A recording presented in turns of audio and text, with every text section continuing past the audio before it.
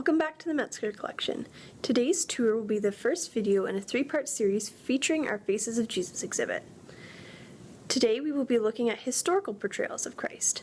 While it may seem very obvious that we don't actually know what Jesus looked like, there have been many pieces throughout the years, many portrayals that have claimed to have captured this true likeness. Whether this would be pieces with seemingly miraculous origins like the Shroud of Turin or the Veil of Veronica, or more modern scientific studies that have captured the look of a man from Jesus' time. We will be looking today to place Jesus in his proper context as a Jewish man from the 1st century AD. I hope you enjoy.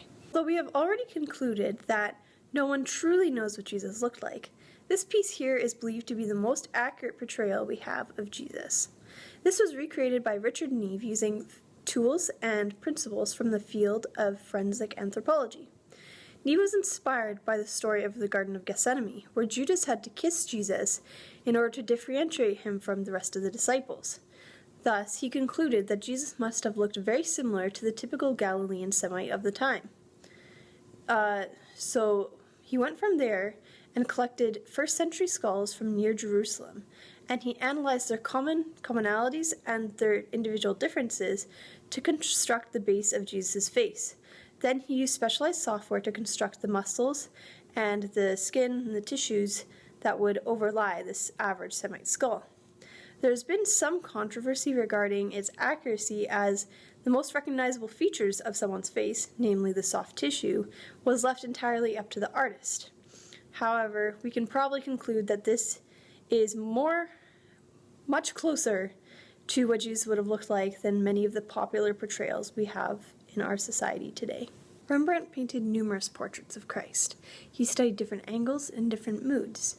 This particular piece was inventoried as Head of Christ, done from life. As the title denotes, Rembrandt was a firm believer in painting from real-life subjects, and the fact that he lived in the 17th century and Jesus lived in the 1st was not too much of an obstacle for him. In fact, he became one of the very first artists to return to the reality of Jesus' Jewish ethnicity by painting this portrait using a young Jewish shepherd as his model. Painting Jesus in this manner defied tradition in many ways. First off, to begin with his appearance, many artists of his time portrayed Jesus as a Western man, with blonde hair and a longer face. However, Rembrandt paints Jesus with a bit of a darker complexion and dark hair. As well, artists focused a lot more on Jesus' divinity rather than his humanity. And clearly, with Rembrandt painting this from a real-life subject, he relished Jesus' humanity and wanted to capture it in the most accurate light possible. Although Rembrandt defied tradition, he brings us, in this very unique and ahead-of-its-time piece, he brings us a lot closer to the reality of who Jesus truly was, a Jew. This is a more contemporary piece that also seeks to highlight Jesus' Jewish identity. Here he is shown as a Middle Eastern Jewish rabbi wearing a Jewish prayer shawl. In recent years, there has been a renewed interest in seeing Jesus as he would have been in history, not only in appearance as a Middle Eastern Jew, but also as his vocation as a teacher or a rabbi, as he would have been regarded in his own culture. To disconnect Jesus from his context as the Messiah, the Jewish Messiah, in the middle of Second Temple Judaism is to really disconnect ourselves from the very specific environment that Christianity itself arose. We miss something very beautiful about Jesus' identity as Messiah, but also as how God is bringing redemption to his chosen people if we disregard that part of Jesus' identity. In this specific piece, there is an illustrated wooden background, which features 3 early Christian symbols. First, the cross, and then the fish and the anchor. And those were early Christian symbols for Christ and hope, respectively. This piece shows the Veil of Veronica with Saint Veronica herself presenting it. Like the image of Edessa in the Shroud of Turin, which we will see later, this image is believed to contain the true and miraculous image of Christ. The story behind this piece, or at least the veil, is very interesting. There's a faithful woman who is following Jesus, and she desired an image of his likeness so that she could remember what he looked like. As his passion grew closer, she desired it even more because she wanted to remember what Jesus looked like even after his death. As Jesus was carrying his cross up to Golgotha, Veronica, as she was later called, after the veil, ver meaning true, or icon meaning image, so true image. She did not have a name originally, but Veronica, she felt such compassion for Jesus that she gave him her veil to wipe his face on. As a reward for this great act of kindness, Jesus left an imprint of his face on her veil.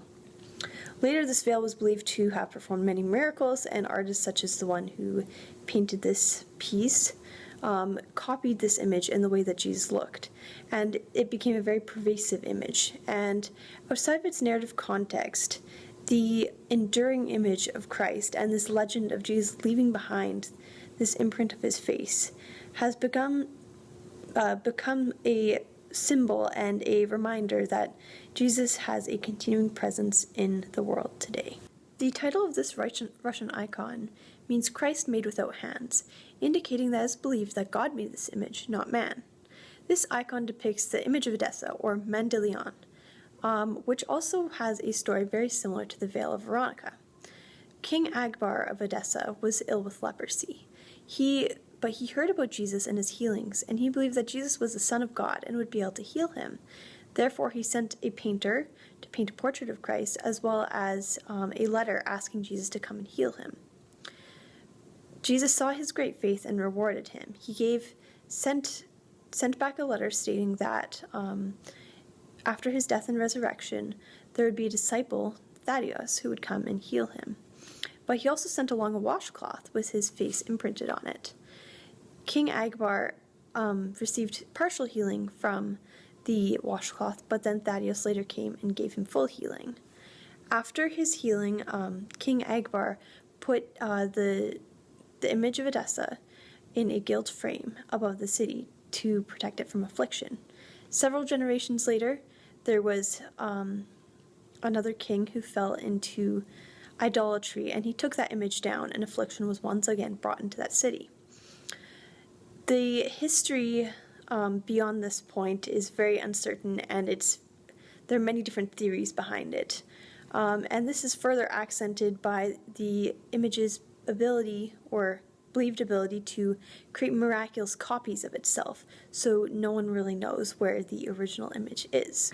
One of the many theories surrounding the image of Edessa is that it is actually the Shroud of Turin, doubled in 4.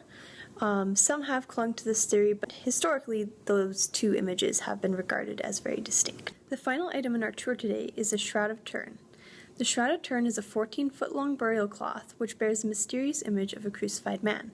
There are marks where the nails would have gone in on the wrists and the ankles, as well as there are similarities in scourging, bloodstains on the forehead, and a wound in the side, but with no broken bones.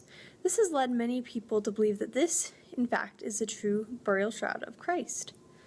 As you can see, the image is a photographic negative, which is a matter of mystery within itself, but if you reverse it, you'll get a positive image which shows more clearly the facial features and the bodily features of a crucified man. The origins of the Shroud of Turin are largely unknown because we do not hear about it until the mid-14th century. And it continues to be a mystery to us because at that time, and even in modern times, there is no technology that would be able to produce this kind of image.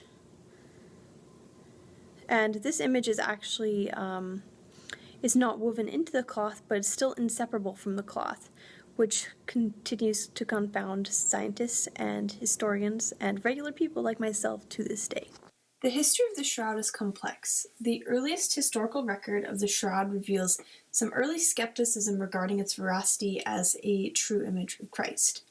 In a letter to Pope Clement VII in 1389, the Bishop of Troyes, Pierre d'Arcy, accused the clergy at Liry for using the shroud to bring in money, although it had supposedly been declared a painted fraud 34 years earlier. Since Pierre was desiring to stop public display of the shroud, the clergy in turn accused Pierre of trying to confiscate it for his own personal use. The Pope declared that the shroud should continue to be displayed because whether or not it was a relic or simply painted, it deserved veneration as an image of the shroud of Christ. In 1453, The shroud became the possession of the Dukes of Savoy, who housed it in a chapel in Chambéry, which caught fire in 1516 and 1532. Some portions of the shroud burned, resulting in patches and a back cloth being sewn into the shroud by Franciscan nuns. Throughout the years, ownership was passed down and the shroud was displayed on special occasions and later on national occasions. Its renown spread globally when at a display in 1898, King Umberto I allowed the shroud to be photographed. What was before a faint image became clear when the values were reversed in a photographic negative. In 1983, the shroud was finally given to the Catholic Church by the last king of Italy, Umberto II. Since then, it has been subjected to scientific analysis, which has produced puzzling and sometimes contradictory results due to the mystery of how the image itself was produced. As you can probably tell, there's considerable controversy over whether or not this is a true burial shroud of Christ. There are good arguments on both sides, but due to the sheer breadth of information out there, we will be unable to cover that in this video. We will put a few links in the description to help aid you in your search, but we strongly encourage you to do some of your own research if this is a topic of interest. And that is it for today's tour at the Metzger Collection. Don't forget to like and comment on the video, as well as share it to your friends and family, and subscribe to the channel if you haven't already to see some more of these mini tours. See you next week for a new tour.